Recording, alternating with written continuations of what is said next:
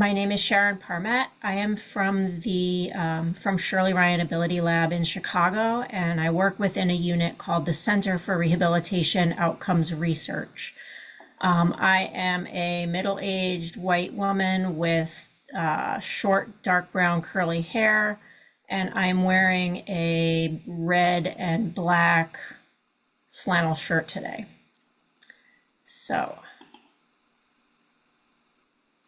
So for the agenda for the presentation, I'm going to give you an overview of the what we call the International Length of Stay Rehabilitation Grant.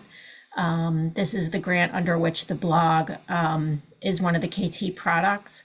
I will highlight some KT activities associated with the grant other than the blog.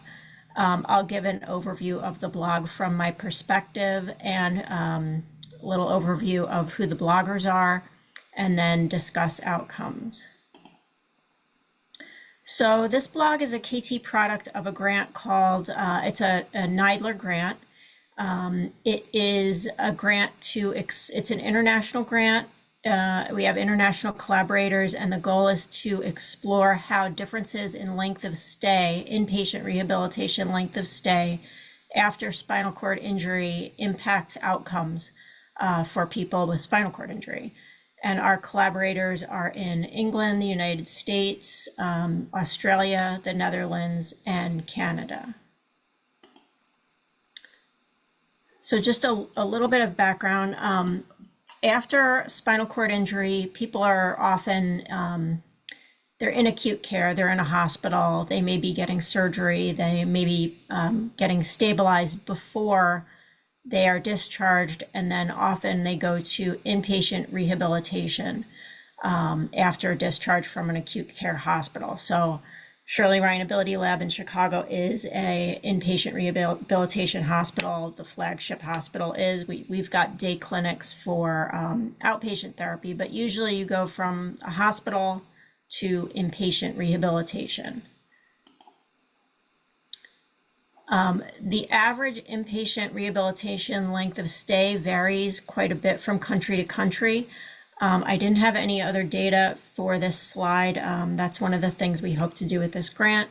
But as you can see, the United States is the average inpatient length of stay after spinal cord injury is not the same as these other two countries here. So we want to know, how does that impact outcomes, and also what types of inpatient rehabilitation, what goes on during inpatient rehabilitation, how does that play into outcomes as well?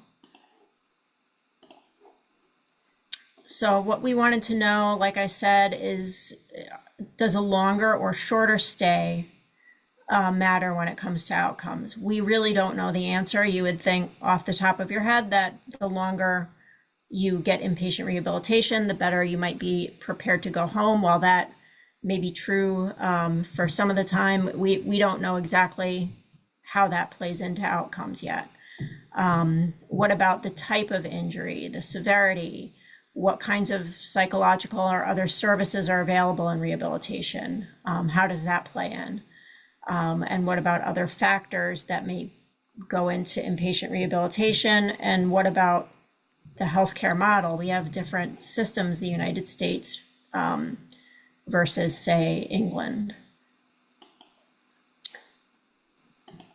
So some of the project goals for this grant were to conduct systematic reviews, so reviewing the literature for any information related to how length of stay impacts outcomes for people with spinal cord injury, analyzing inpatient rehabilitation data from each of the countries involved in the grant, and then we have already conducted a couple of international surveys of people with spinal cord injury about their experiences in rehabilitation and after discharge from inpatient rehabilitation. So those surveys include of people with spinal cord injury. We've also done surveys with their care partners. So we are starting to get some initial results. I should say that the project is now, I believe, at the end of its second year or early third year. So we're still very much in the data gathering phase. So some of the knowledge translation activity associated with the grant includes distributing information on results and updates through our newsletters. We've got 2 newsletters that we use for this. One of them is called MER6 Matters, and that is a newsletter of the National Spinal Cord Injury Model Systems care system at Shirley Ryan Ability Lab. And the subscribers to that newsletter are mostly people who we've enrolled in the National Spinal Cord Injury Model Systems database. So these are people with lived experience with spinal cord injury. We also have another newsletter called CROR Outcomes, and that is a quarterly newsletter, and it includes information about all of the grants at the Center for Rehabilitation Outcomes Research. I should say MER6 Matters goes out twice a year, so not as many times as CROR Outcomes. So we have got these 2 newsletter vehicles. We also have Facebook and LinkedIn. I manage both of these accounts. So that's another way we get information about the grant and the results out there. And I also host a podcast, which I talked about last year. It's called Inside the Outcomes, a rehabilitation research podcast. And I've got 2 episodes on related to this grant. One of them was kind of an introductory episode on the grant itself and what we hope to learn. And a second one was an interview with Mike Whelan. He's on our advisory council, and he talked about his own personal experience with spinal cord injury and inpatient rehabilitation. So another KT product for the grant, we wanted to provide a way for people with spinal cord injury to share their experiences directly. So we thought that maybe a blog made up of posts by people with spinal cord injury talking about their experiences would be a good knowledge translation product. We wanted to include the voices of people with lived experiences.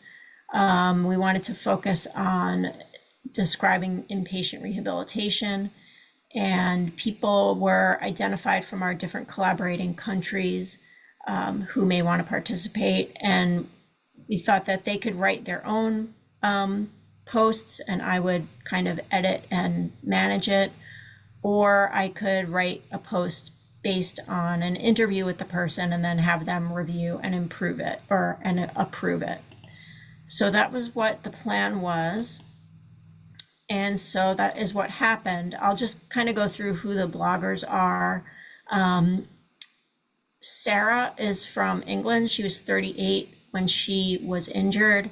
At that time, she had 3 young kids and she was managing a farm. And I interviewed her for her post. She was injured in a horseback riding accident. She had 3 months of acute inpatient rehabilitation, and then she was in a specialist hospital for 8 months. She returned home and she manages the farm now with a personal assistant. And she talks a lot about challenges and identity and support from others. She did talk a lot about the personal assistant. That is something that I think is kind of a theme with people I've talked to who have spinal cord injuries. All of a sudden you are in charge of other people and telling them how they can help you out. So that's a common theme in regards to adjustment that I saw quite a bit. Keith, he's from Chicago, where Shirley Ryan is located. He's a veteran. He was 24 when he was injured. I interviewed him. He was injured in a diving accident. He was in the hospital for 1 month and then in rehabilitation, inpatient rehabilitation, I should say, for 2 months. And he did not do any outpatient rehabilitation after that. What he kind of focused on was that he felt like he didn't really have a lot of time or space to process what had happened to him. He was, of course, he's in inpatient rehabilitation. There are people everywhere. He said that sometimes when he started to talk about how he felt, he was immediately offered a therapist to talk to when maybe he just wanted to talk about it just one-on-one with the person that he disclosed to. And he said that the rehabilitation was a little bit too by the book, and that he didn't feel that he had much of a voice in terms of creatively problem solving on his own. He was taught kind of the standard way to do things, and sometimes that didn't really work for him. Marjorie, she's from Canada. She was injured in a car accident at age 34. She wrote her own post. She was laser focused on caring for her son. Her son was a baby at the time, and that was immediately where her mind went. And a lot of her posts has to do with kind of figuring out how she's going to rethink motherhood, how she's going to care for her son. She was in surgery and the intensive care unit for almost 3 weeks. And then she was in inpatient rehabilitation for 5 months, and returned home without any ongoing rehabilitation from there. She was a little frustrated by some of the communication at the rehabilitation hospital and some rules that she felt were kind of arbitrary. And she, like I said, she talked a lot about her identity as a mother, how her relationships were going to change, including with her own parents. And she noted that she would have wanted more accessible resources. Roman, he's 62 years old. When he had a spinal cyst that caused a spinal cord injury. He's from England. I also interviewed him and wrote up his post. He was in the hospital for 4 months and participated in rehabilitation when it was available. And then he went into inpatient rehabilitation for 4 months, and he had 8 physiotherapy sessions at home that were paid for by the National Health System, after which he had to pay privately. He said that the rehabilitation was high quality, but he felt like he wasn't as prepared as he could have been to go home, and didn't receive the local support services that he was looking for. He relies on his general practitioner for support. And his blog post ended in a list of kind of lessons learned and tips for other people who may be going through something similar. Viraj was our last blogger. He was 26. He was injured while he was visiting family in India. However, he lives in Utrecht in the Netherlands. I interviewed him extensively, and then he and I kind of worked together to draft his post. He was kind of a unique situation. He was injured in a car crash in India. His mother and father were both in the car, and they had spinal cord injuries as a result as well. So he started his journey in India, and he underwent surgery in Mumbai, was in the inpatient hospital for 6 weeks, and then was in inpatient rehabilitation in Mumbai, India for another 6 weeks. And then he made what he described as a very, very tough decision to decide to come back to the Netherlands, leaving his parents in India to undergo some inpatient rehabilitation, which he did for 5 months in Utrecht. His goal was, he was very focused on returning to work. He's like a supply chain manager, logistics. And what was most interesting about what we talked about was that he worked with a group called Focus, which is, I believe, a nonprofit in the Netherlands that has a supply of accessible apartments that they manage, and they helped him find his housing to go home. And they also provide kind of an on-demand assistance. So they have satellite offices throughout neighborhoods in the Netherlands, and each of these satellite offices has assistants who can go out to their clients as they require services. So like Viraj, when he wakes up in the morning and he needs some help, he calls the number, someone comes over in 10 minutes, helps him get ready, and then they leave. So this really helps him live independently. There's not someone living with him in his house all the time. It's on demand. I thought that was really unique, and I really loved talking with him. So those were the bloggers. I'm still hoping to get other folks to contribute to the blog going forward. So it's still definitely a work in progress. There's no doubt about that. So one of the outcomes was just from the participants themselves. A lot of them said that they had not talked about their experience in a really long time, and that by speaking with me or by writing out their post themselves and sharing it, it really it serves kind of a therapeutic purpose for them. Many of these people that I spoke with were able to share the post with friends and family who may not have known some of the details, or they just may not have known the story. And this was a way for them to communicate that with other folks in a way that's kind of once removed from just speaking directly to their friends and family. So they appreciated that. And the opportunity to get it down on paper. Some of the folks I talked to had written some kind of almost journaled a little bit about it, but to organize it for this post for public consumption was something that helped them organize their thoughts.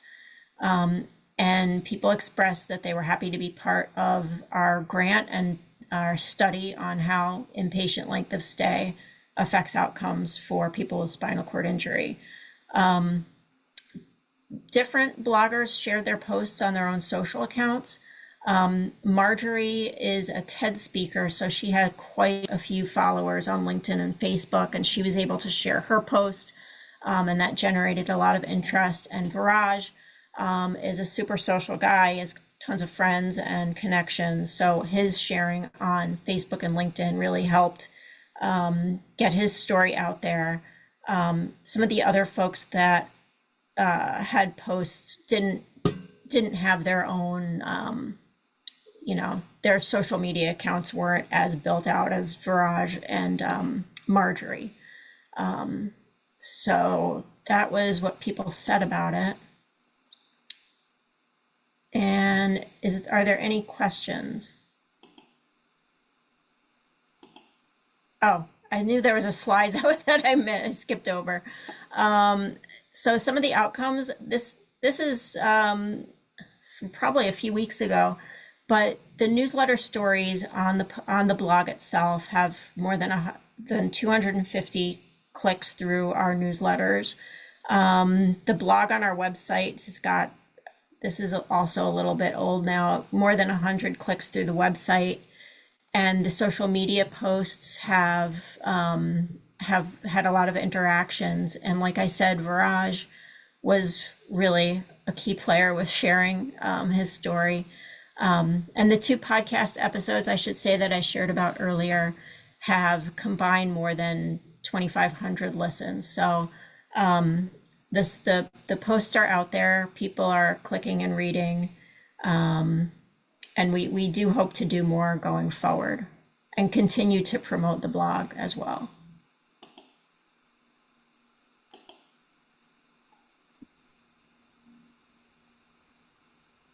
Great.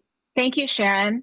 I'm encouraging people to post your questions in the chat, but I actually have a couple of questions. Thanks for your presentation. So with your most recent slide, the one about measuring impact, we can see that the project has strong engagement online, the click, the shares, the listens. But we all know that impact can mean so much more than the numbers. How are you thinking about measuring the deeper impact of these stories, like changes in understanding, empathy, or practice? We do not plan on measuring that kind of impact. I'm not really sure how we would do that, to be honest with you. Thank you. We have a question in the chat. Were there any surprising commonalities in the stories you heard besides general spinal cord injury issues?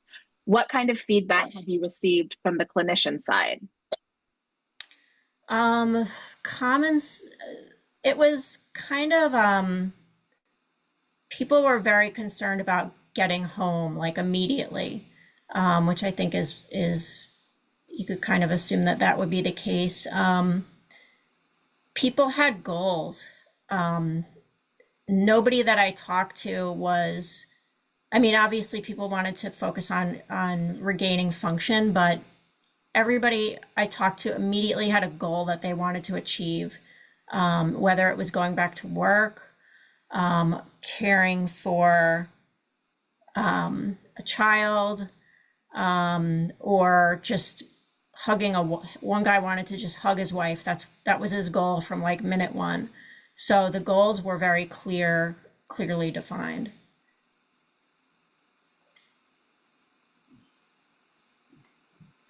Great. We have another question in the chat. Were there any discussion about the outcome measurement regarding the impact of shorter or longer in hospital stays? Not for the blog. The impact of the longer and shorter stays are for the main research itself. So the blog was just mostly to get people's own experience out there.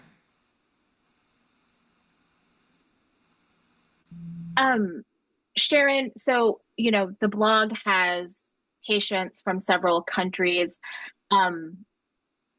Did you notice any difference about how culture or healthcare structure shapes their experience, their rehabilitation experience? It was hard to say with just a handful of people. The participant from England did talk quite a lot about the national health system.